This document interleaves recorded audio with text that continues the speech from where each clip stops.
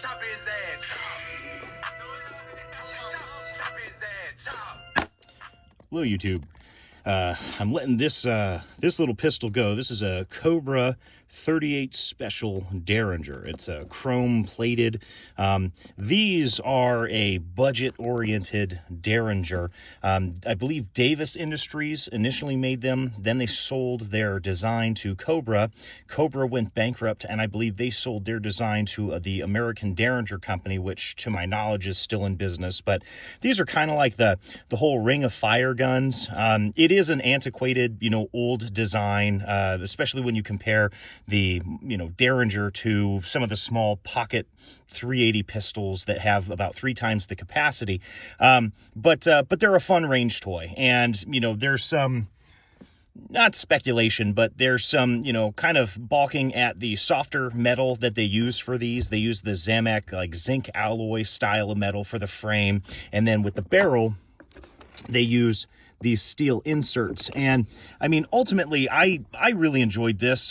Sometimes when you buy these used, what can happen is somebody can dry fire the shit out of it, and it'll start to peen the hammer, or it'll peen the crossbolt safety here.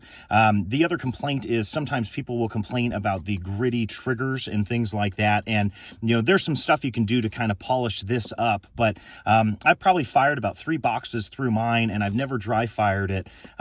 And it has worked perfectly. For it does exactly what it needs to do. Initially, I was kind of contemplating, when I first got this, of like, oh, this is going to be a really cool kind of like simple backup gun, and it's that kind of fell to the wayside. I just kind of kept this in my little micro or pocket pistol collection, and but it's time for me to let it go, just because I haven't shot it in quite some time, and I have other projects and other things going on in my life that kind of require the focus and fun. So I'm letting it go for basically for a song to a guy here in the next 30 minutes or so. Down at my local FFL, but I wanted to get this on camera just to kind of show you a little bit about the pistol itself. So this basically, has a pretty cool design to it. This is the takedown lever. Then once you fired both or single rounds, this is the shell ejector over here. This is just held in by a screw. There's no spring-loaded kind of device in there at all. And then you would think that this would kind of flop around, but this actually has some pretty good tension to it. A little detent there, so it stays in place. And even under fire, this hasn't came loose. I can't attest to which barrel fires first when you use these. I would just load both chambers, because you're not really able to tell which one it was. At least that's what I remember when I was really using this. One of the things that they definitely suggest in the manual is to not dry fire this, because, like I say, it's going to go ahead and peen the shit out of your pistol. But I wanted to show you the crossbolt safety here, just like that. Back in the day, they couldn't give these away. I actually recall seeing once or twice either massive sales on, it's like Buds or J&G's or something like that, or they would flat out give one away if you purchased another firearm.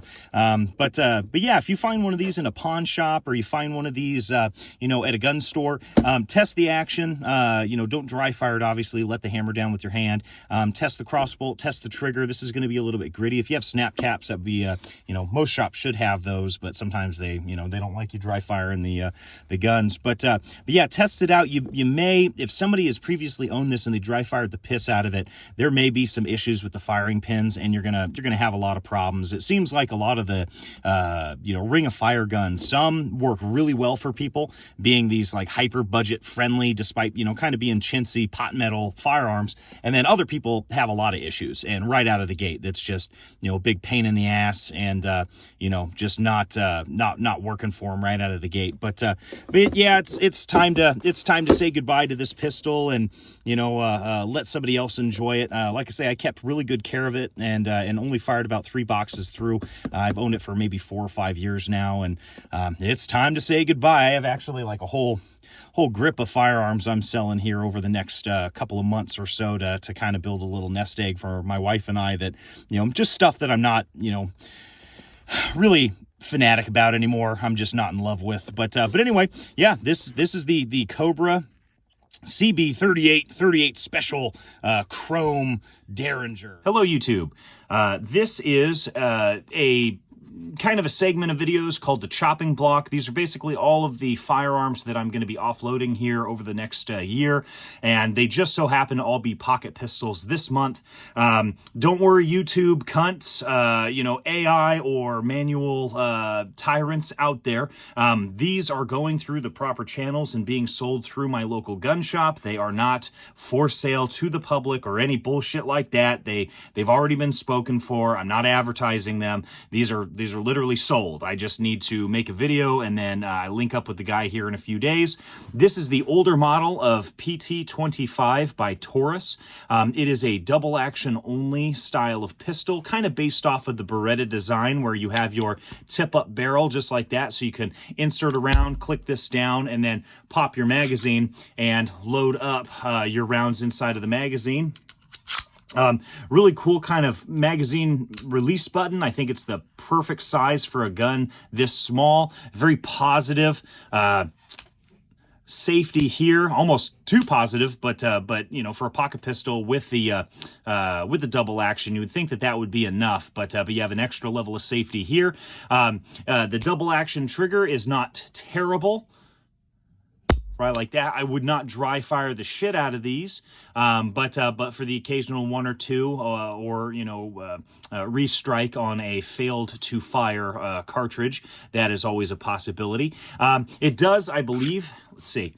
Yep, it's got a magazine disconnect in there. I'm not sure if you can take that out or not. The newer models have larger slide serrations, big chunky ones, whereas this one's got the thin. It also has these big chunky grips. There is polymer or rubber grips that are still available for the older model, but everything's kind of shifted as Taurus has kind of scaled down and rounded everything with their newer 25 ACP and 22 LR style of pistols like this. The magazines can be a little bit difficult to find. I realize they may not still be making the 25 ACP. When I bought this, it was shortly after I purchased this at a pawn shop, and these were common, but now as I looked online the other day, I wasn't finding a tremendous amount of these anymore. I don't know if Taurus has discontinued them, not only the model itself, but the you know, supply of magazines. I'm not sure if third parties make any of these at all. I also am unsure of the fact that these may just be the 22 LR magazines as well, because when I was looking at them online, they looked really similar. You know, both the base plate here and then the mag body itself, they might work. So if you can find those, I don't know if just specifically the keyword search was fucking everything up, but the 25 ACP dedicated ones online that have a SKU number for this gun, those were getting a little bit hard to find. They're still out there, but it just seemed like they were more expensive and harder to find than when I bought my spare. The original magazine is going to have Taurus's logo here at the bottom. The newer ones, to my knowledge, do not have them. Other than that, not a tremendous amount of information that I can deliver on this pistol. I basically purchased it, shot a few boxes out of it, and then I tucked it away, and I haven't shot it since. And you know, it's time to finally say goodbye to this guy. But other than that, thank you for watching, and stay tuned in this video for the next pistol on the chopping block. Hello, YouTube. This is the third little video that will be kind of spliced together in my series of the chopping block. And basically, these are just firearms that are being let go over the course of 2025 to build a little nest egg for my wife and I, also to kind of clear some clutter because I'm no longer, you know, fanatical about owning them, and I'm not quite partial to them anymore. I haven't shot them, or for whatever reason. This is the Cobra Model D single barrel Derringer. This is chambered for 45 Colt or 410 shot shells.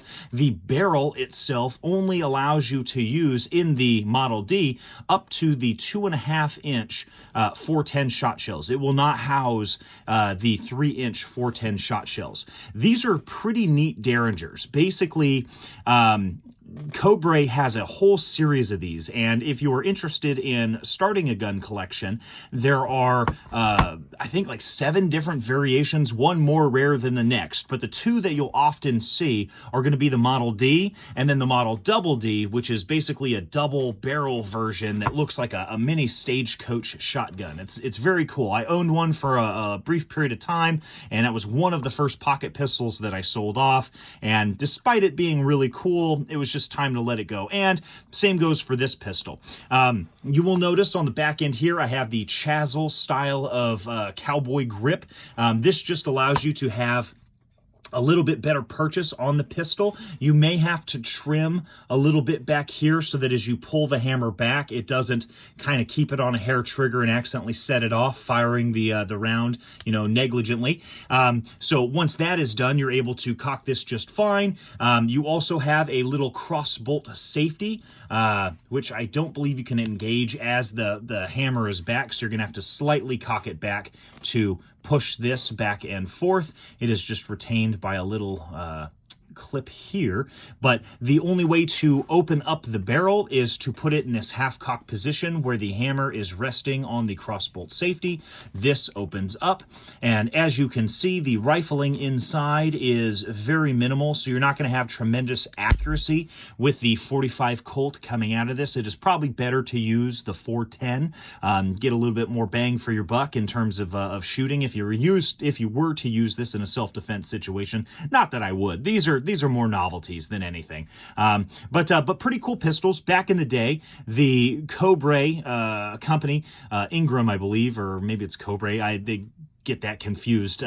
Forgive me. But you were able to buy a Derringer weld kit, so you could get the side plates here and here, you could get the barrel, you could get all the guts of it, and you could weld it up and build your own Derringer. Now, I don't know if you can still do that, but I know that at one point in time they did offer that as a product, which was pretty cool. I mean, in all honesty, if I could just weld my own, I would probably still keep one of those, but I just purchased this locally from somebody, and I've had it for a few years, and it just, has fallen out of favor with me, and I really don't have a great use for it at this point in time. But pretty cool pistols. Recoil's not the worst, but it's also not the best. And as I mentioned before, with the limited rifling, you're not going to have a tremendous amount of accuracy. This is basically a belly gun, a very close distance gun, a card table gun, so to speak. But with 410, it could be pretty formidable. It's pretty neat.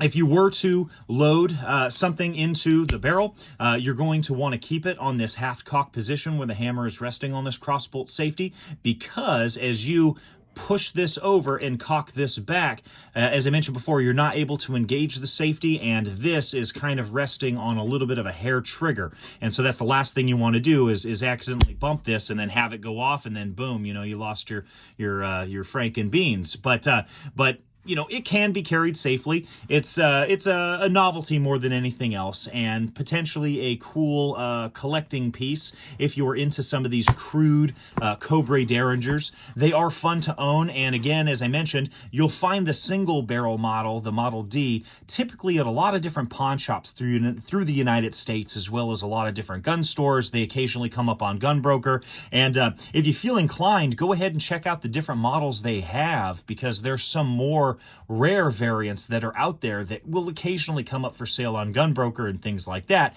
However, you gotta act fast, because they sell pretty quick. And I'm kicking myself for not getting the 2 other rare variants. If I was able to pick up the square bodied or square barrel and the they call it the flare pistol or flare Derringer, but it has an internal cylinder which houses 22 LR, and you have to manually index it. I had the opportunity to buy that locally, and I passed. So this is the last remaining Cobra Derringer that I own, and it's now on the chopping block.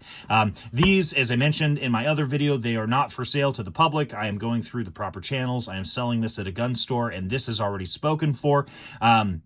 If you guys have any questions about these pistols or anything like that, feel free to leave it in the comment. I will have, I think, 2 other guns in this video. I'm just splicing everything together, so it may be a sloppy fucking mess. But other than that, it's you know, something for me to at least kind of document some of the pistols that I'm unloading, and then that way I can look back on them and be like, fuck, you know, I can't believe I sold that, or yeah, I sold that and it wasn't that great. So it's just kind of for me, you know, to kind of look back at, but also for anybody that may be interested in these.